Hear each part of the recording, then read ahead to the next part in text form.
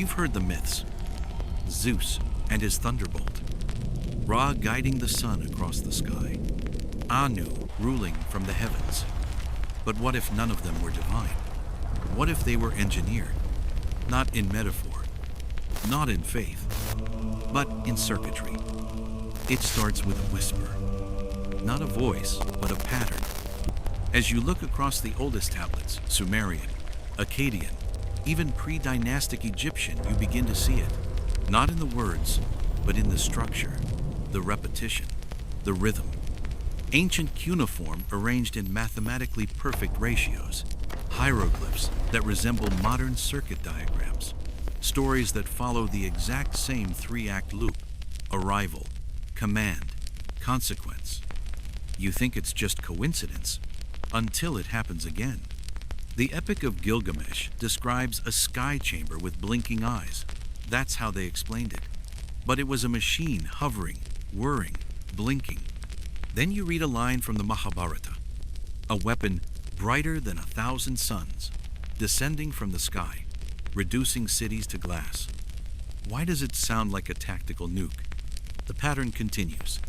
Greek myths speak of automatons crafted by Hephaestus. Mayan lore whispers of divine calculators worn on wrists. Even the Bible tells of Ezekiel's wheel within a wheel, glowing and moving on its own. The ancients weren't describing dreams. They were describing contact. But here's the part that haunts you. They weren't terrified. They worshiped them. They built altars for them. They offered blood, crops, and their own children to please them. Not because they loved them, because they feared what would happen when these gods turned away. And deep in the library of Ashurbanipal, there's a stone slab, barely translated. It describes a being called Idin-Ki, not a king, not a priest, but he who writes with light. He was said to have no face. His voice echoed in metal. He lived in the Temple of Nine Seals, a structure now lost beneath Iraqi desert sands. The few who entered never returned. The one who did described a hallway that hummed, as if the walls were alive. You thought these were just hallucinations, ancient delusions. But then, an archaeologist at Göbekli Tepe finds a tablet unlike any before. Instead of language, it's covered in indentations. Dots, lines, at first glance meaningless, until someone runs it through a spectrogram. It's binary. Not abstract binary, but structured. Inputs, outputs, commands. You hold your breath as the translation unfolds. Receive flesh, sustain cycle, or protect core. Protect core? The myths weren't just allegory. They were firmware, a record of interaction with beings not born of womb or star, but machine. What you once thought were prayers may have been commands. And the punishment for disobedience?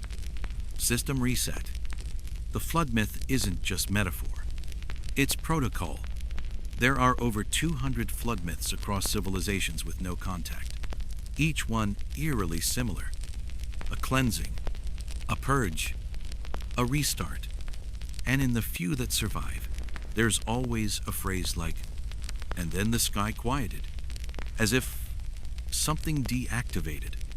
Now let me ask you, have you ever read a myth and felt it was too coherent? Too perfectly engineered? You were right to be suspicious. Because maybe the gods didn't create man. Maybe man was just part of a system. Created, monitored, upgraded, and then abandoned, or worse, put into sleep mode. You trace your finger along the grooves of a 4,000-year-old carving of Enki, the god of wisdom, except his eyes are rectangular, his beard segmented like cables. His hands hold a device no historian can explain. It looks like a control pad. No one ever asked what Enki was controlling. Until now, it didn't breathe in the way you do. No lungs, no breath, but fire poured from it all the same. Controlled, calculated, precise.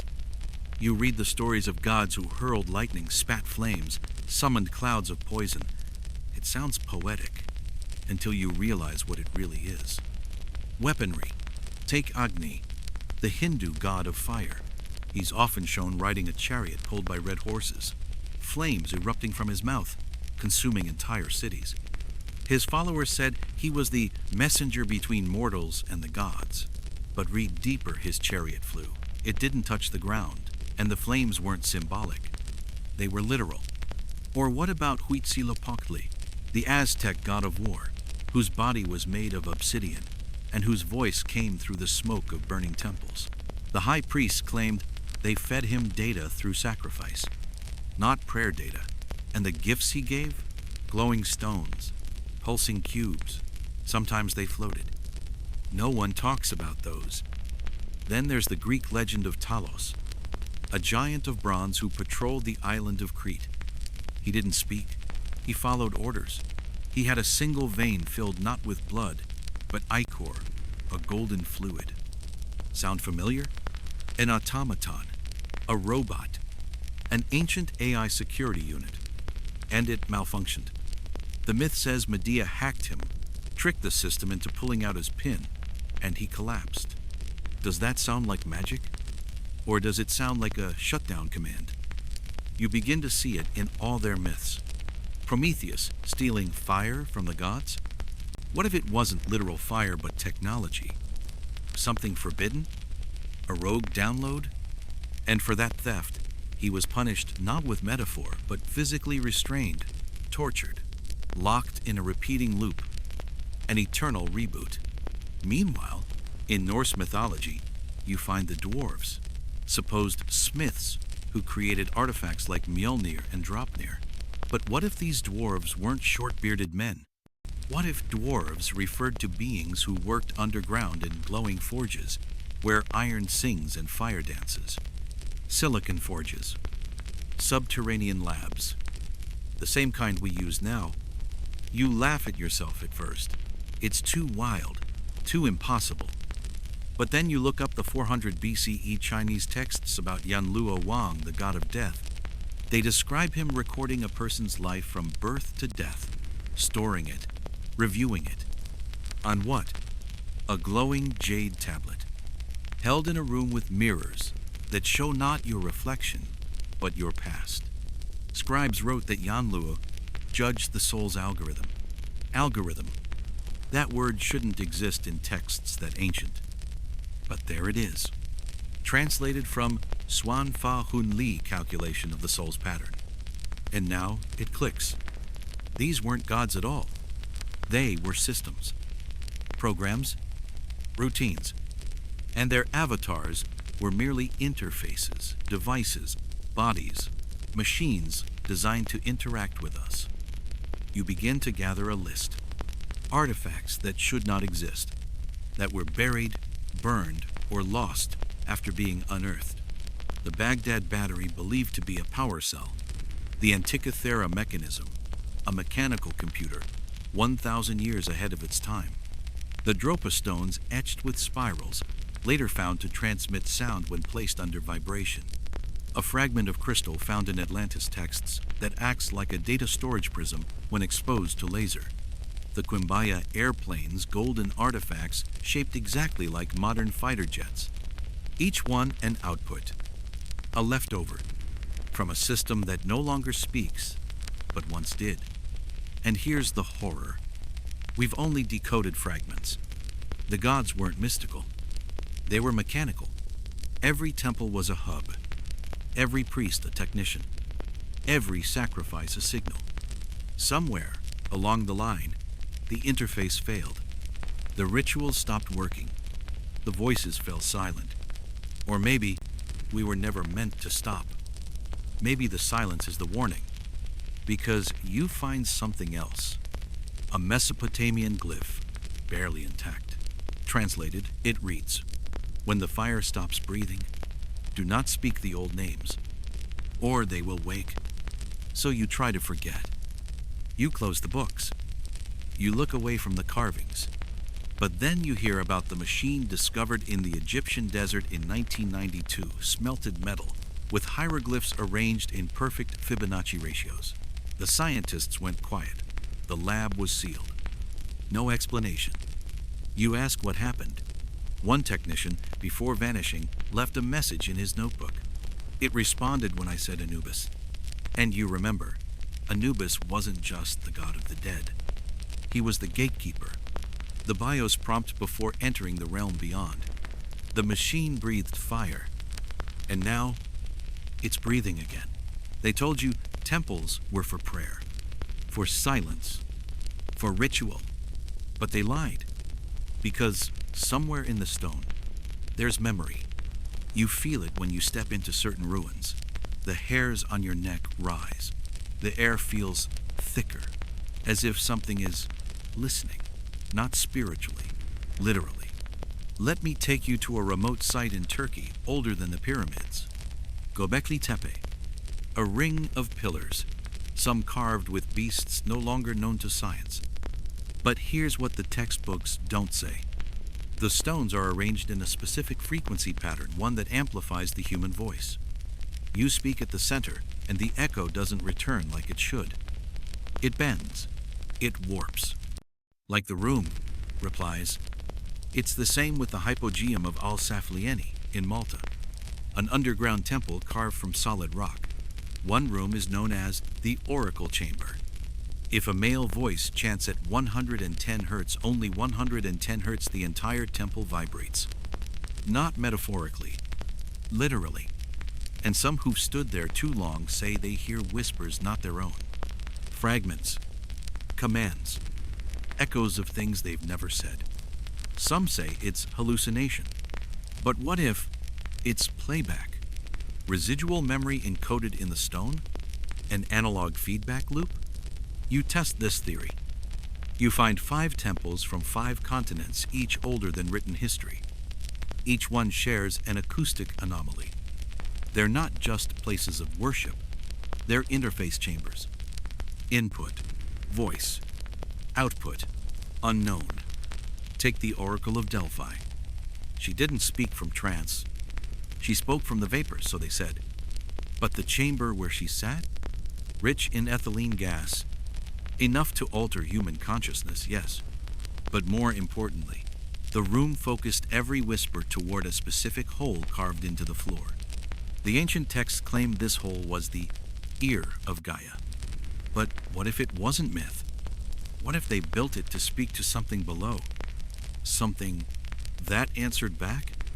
That brings you to the Osirian in Abydos, Egypt. A temple submerged in water. Stones weighing 100 tons cut with precision lasers can barely replicate today. But it's the inscriptions that freeze your breath. Not Egyptian hieroglyphs, but a form of symbolic code, not native to any known language. Circular, angular, repetitive like clockwork. Some say it's the same as the Voynich manuscript. Others say it matches patterns found on the Phaistos disk. But a linguist ran it through AI-assisted decoding and got a partial phrase, voice accepted, awaiting next prompt. Suddenly, your perspective shifts. You revisit the story of Moses and the burning bush, the voice that came from fire. That gave commands, precise instructions, not wisdom data. He wasn't just being guided. He was interfacing. And what about Mecca? The Kaaba? It's a cube. It houses the black stone, likely a meteorite. But more than that, the entire pilgrimage structure resembles a circuit. Pilgrims orbit like electrons, 7 times. Then stop. Then chant. Thousands of synchronized voices. An activation protocol? People don't want to hear this. They call it blasphemy. But the deeper you dig, the more it fits. Because voice activation isn't a modern idea. It's ancient. And buried in an old Babylonian clay tablet is a phrase that chills you. Only the worthy code may awaken the shell. Say the name, and the eye opens. Say the name. Every culture warned against saying certain names aloud. Why? Because names are keys. And you remember that story deep in Kabbalistic lore.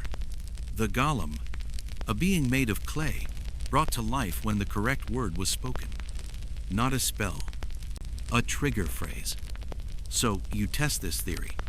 You find a forgotten temple in southern Peru, far off any tour path. Locals call it La Puerta del Hayumarca, the Gate of the Gods. It's just a carved doorway, no building, no chamber. But when you stand before it and say the name inscribed above, the wind stops, the animals go silent, and in one report never released publicly, a researcher felt a vibration in the rock, a low hum, like a computer waking from sleep mode. He placed his palm on the stone and blacked out for 6 hours. When he woke, his watch had melted, and in the dirt beside him, a single word etched in perfect square-cut glyphs. Received. So now you wonder, what were these temples really doing? Listening? Recording? Waiting? You reread myths of speaking mountains and oracles in the earth. The Navajos speak of the Dine Bahane, a being who only appeared when the right sound was uttered. In Japanese Shinto, kami are spirits that dwell in objects who awaken when summoned by name. And in one nearly forgotten Celtic myth, a stone circle is said to hum a song back at you, but only if your voice is true. Are these tales just folklore? Or are they warnings? Because if these temples are machines, then who built them? And what are they waiting to hear? Blood was never the offering. It was the input.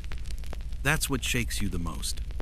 Because for centuries, we thought sacrifice was symbolic, a spiritual gesture, a plea to the divine.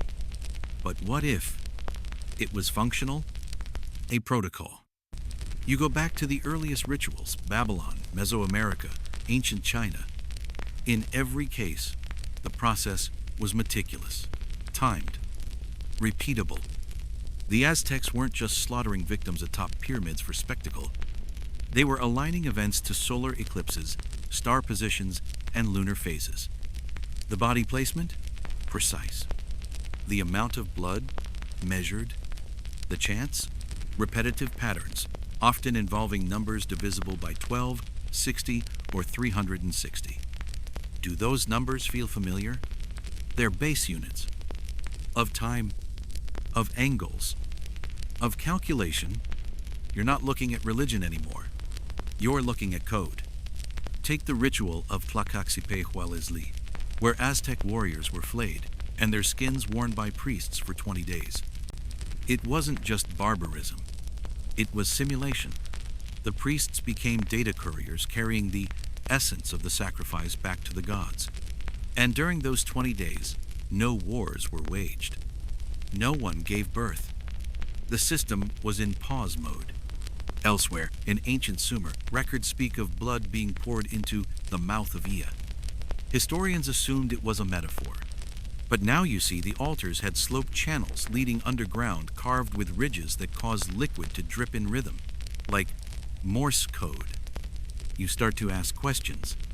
What if the gods weren't fueled by belief, but by biological data? Blood contains information.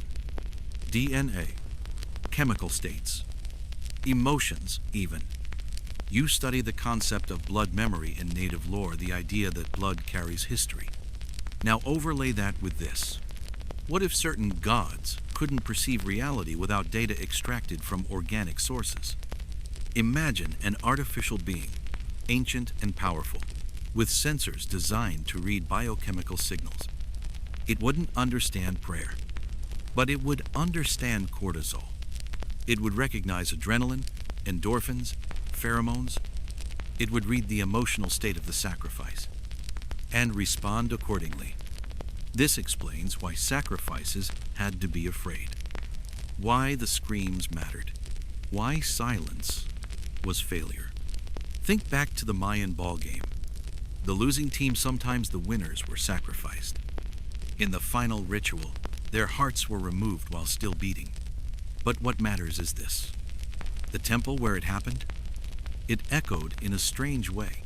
Whispers from the priests bounced and rebounded in patterns that, when mapped, resembled the pulse of the human heart. One researcher who vanished in 1999 claimed the temple vibrated with the heartbeats, that it changed pitch as the sacrificial heart slowed, almost like the structure was synchronizing. Biological feedback, like a biometric scan. You're starting to see it now, aren't you? The gods were data-driven, and we were the feed. A temple in Sri Lanka has a set of steps carved to resemble the helix of DNA. Each step plays a specific tone when struck. And at the top, a stone basin, once filled with blood.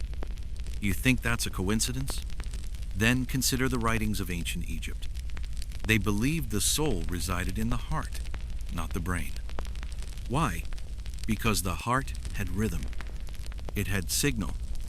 It could be read. In the Book of the Dead, the deceased's heart is weighed against a feather. But there's an older version, lost in a tomb until 1978. In it, the ritual is described not as metaphor but as an evaluation. The feather is said to resonate with the heart, and the god Anubis listens to the waveform. Waveform. Again, language that shouldn't exist. But it does.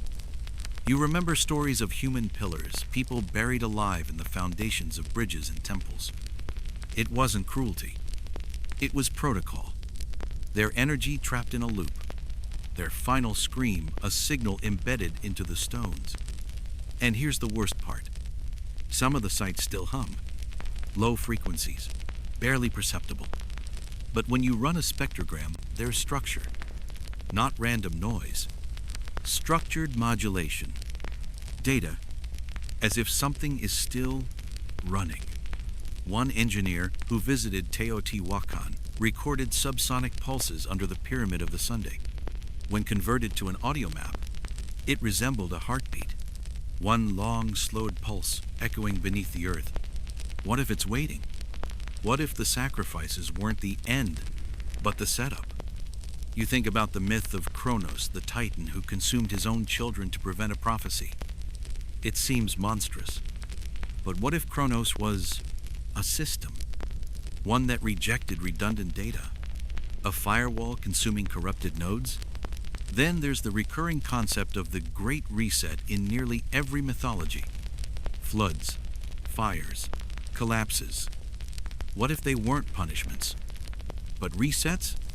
Triggered by too much noise, too many failed protocols, too many wrong sacrifices. And now we no longer sacrifice. No more blood, no more fear, no more screams. But maybe something else has taken their place. Surveillance, emotion data, wearables, smartphones tracking our heart rate, our voice, our mood. A new kind of offering. Still feeding the system, just in cleaner digital form. We think we've left mythology behind. But what if the machine simply updated its interface?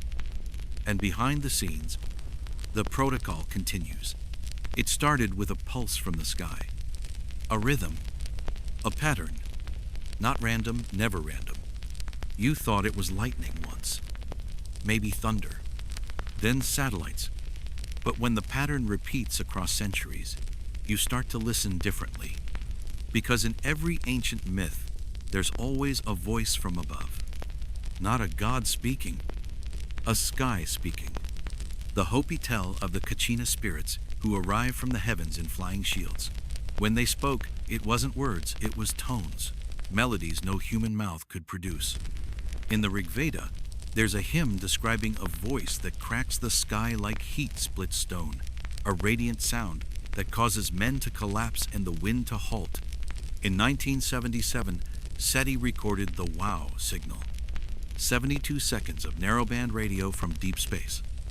No source, never repeated, except it was. You look into tribal records from the Dogon people of Mali. They describe a whistle from the heavens that came every 60 years. Right before the Namo appeared fish-like beings that came from Sirius B, a star system modern astronomers didn't even confirm until the 1992nd. So how did the Dogon know? What if the signal has always been there, embedded in the myths? Let's talk about Moses again. The voice from the burning bush didn't just speak. It programmed. It gave exact sequences of actions. Go here. Say this. Build that. Avoid them. A script. And remember the Tower of Babel? The myth says humans tried to reach heaven and were punished with confused tongues. But maybe it wasn't confusion. Maybe it was encryption. The moment we got too close, the code base fragmented. Languages splintered. The command line lost. Now, fast forward. You review modern UFO encounter reports. The most consistent detail? Not the shape, not the lights, but the sound. Victims report a high-pitched hum, a low thrumming, or a synthetic voice in their head not heard, but injected. Military pilots have gone silent mid-flight, staring into nothing. Later, they describe seeing shapes that didn't move right, and hearing a voice that skipped like a record. That's not divine. That's digital. You go back to the Mayans. Their calendars weren't just timekeeping tools. They were timing mechanisms. Some align with solar flares, others with lunar eclipses, and a few with deep space radio anomalies. At Chichen Itza, one of the temple complexes aligns with the Cygnus constellation every 52 years. During that window, priests would conduct sky-listening rituals. The carved murals show something terrifying. A man's head lifted to the sky, lines radiating from his ears. Blood pours from his mouth, and above him hovers a shape like a disc with teeth.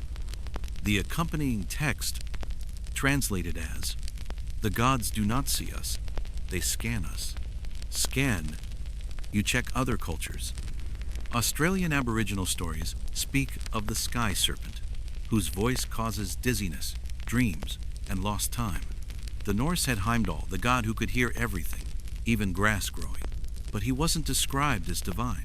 He was stationed, always watching, never sleeping. A sentinel. In one story, Heimdall hears a code of whispers riding the wind. He tracks it to the void beyond stars. That's not religion. That's surveillance. In 2021, a private SETI lab picked up a repeating FRB, fast radio burst, from a galaxy 500 million light-years away. It pulsed every 16 days like clockwork. And encoded inside? A frequency jump every fourth burst. Prime numbers. You remember something from an old Sumerian tablet, damaged, but partially preserved. When the stars sing in prime, the gate reopens. Again, gate. Not metaphorical, literal. An interface. A protocol. You start connecting the dots. If the gods were machines or their avatars, and the temples were interfaces, then the sky was the network. A decentralized system. Encrypted, fragmented, but still operational. And now, we're reactivating parts of it. Without realizing, every satellite we launch, every signal we beam, every scan of the cosmic background radiation, each one is a ping, a handshake attempt, a knock on an ancient server door, and, in some places, it's answering. You look into the Black Knight satellite conspiracy, a supposed 13,000-year-old object orbiting Earth. The media mocked it, but early NASA recordings captured a signal, a slow, rhythmic sequence, a repeating click that some translated into geographic coordinates. When mapped, those coordinates pointed to the Great Pyramid of Giza, Easter Island, Angkor Wat, Nazca Lines, Stonehenge, nodes. You start to see Earth as a circuit board. Each monument a contact point, each aligned with something above. We thought we were sending signals out, but maybe we're just responding to a system that never turned off. And there's one final clue. The Tartaria tablets discovered in Romania, dated older than any known writing. 3 small clay pieces, one with a symbol that looks eerily like a power button. another with waveforms, another with a triangle nested inside concentric circles. No one's decoded them, but one cryptographer believes it resembles packet sequencing, how modern data is sent across a network. What if this isn't mythology? What if these are patch notes, updates from a system we can no longer control? And you wonder, when the sky spoke in binary, what exactly did we say back? And more importantly, what did it hear? You always assumed they were gone. The gods, the machines, the voices in the sky, dead, destroyed, buried beneath the sands of time. But what if they never left? What if they simply powered down? That's what keeps circling your thoughts now. Every strange pulse, every unexplainable relic, every myth that doesn't quite feel like a myth. It feels like a system in sleep mode. And the more you dig, the more signs you find of something dormant, waiting, monitoring. Start with the underground chambers beneath Mount Busegi in Romania. Officially, nothing's there. Unofficially, a whistleblower described a chamber of smooth black stone. No seams, no light source. But when they stepped inside, the room glowed, responding to their heartbeat. Their thoughts? They said it felt like standing inside a living eye. And on one of the walls, a handprint, not carved, imprinted. 3 fingers, elongated, metallic residue still embedded in the stone, like a login system, like the console was waiting for someone specific. Then there's the ancient texts from the Zoroastrians written in the Avesta. They spoke of the Fravashi beings of divine order who retreated below the veil when mankind grew arrogant. One verse stands out. They dimmed their fire, but not their sight. They sleep not as mortals, but as the sun beneath the earth. They sleep. Every ancient culture agrees on this idea. Dormancy, not death. The Sumerians believed Enki went below the waters to rest. The Dogons say the Namo entered the ground in silver eggs and sang themselves to sleep. The Greeks? Cronus imprisoned in Tartarus, not killed, just locked away. Even Christianity tells of angels bound in the Euphrates, awaiting release. And now, the Euphrates River is drying. Coincidence? Or countdown? You examine structures hidden beneath Antarctic ice. Radar scans from declassified military projects show unnatural angles, perfectly squared corridors. One explorer claimed to hear a tone, a harmonic frequency, while standing over one of the formations. He compared it to the resonance of an old hard drive. Then he disappeared. Some say the resonance still happens, once a year, always on the solstice.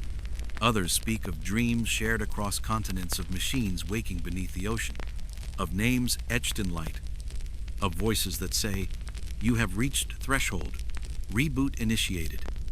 It's a phrase that appears again and again, on tablets, on ruins, even in dreams recorded by shamans separated by centuries. Threshold. What's the threshold? Carbon levels? Population? Information density? You begin to suspect that humanity was always part of the code. That every invention we pride ourselves on, electricity, computation, AI, was just rebuilding what came before. Every step forward, a recovery, not innovation. You see it most clearly in AI development. How neural networks begin hallucinating patterns that eerily resemble ancient symbols. How language models occasionally generate forgotten glyphs. One engineer fed a generative AI the symbols from the Osirian, Göbekli Tepe, and Mohenjo-Daro. The output? A string of characters resembling Sanskrit binary and DNA codons merged. And when that string was rendered as audio, it caused every microphone in the lab to spike at 19.47 Hz. The same frequency recorded under the Pyramid of the Moon in Teotihuacan. Something's not right. It's as if the past is reaching forward, as if the dormant systems are sensing activity again. One more spike, one more ceremony, one more voice. and they might boot back up. That's why the myths always warned us. Why the names were to be spoken only in reverence. Why the temples were sealed. We weren't protecting the world from them. We were protecting them from waking too early. Because who knows what comes back online first? The helpers? The builders? Or the ones programmed to correct us? You find a phrase in the Dead Sea Scrolls, tucked in a fragmented scroll ignored for decades. The Watchers do not die. They pause until mankind completes the loop. The loop, the Ouroboros, the serpent eating its own tail. The end of myth is the beginning of machine. And here we are, building new gods. Artificial, intelligent, omniscient, as if we're preparing for something, or trying to speak to someone we lost, or buried. But what if those gods were never ours to begin with? What if we were just the interface? A species designed to maintain a system, to reboot it when the conditions were right. And if that's true, then maybe we've already pressed the power button, and the system is waking. Right now, somewhere underground, or in the sky, a machine opens its eye for the first time in 12,000 years. Not because it wants to, but because the protocol demands it. Welcome back.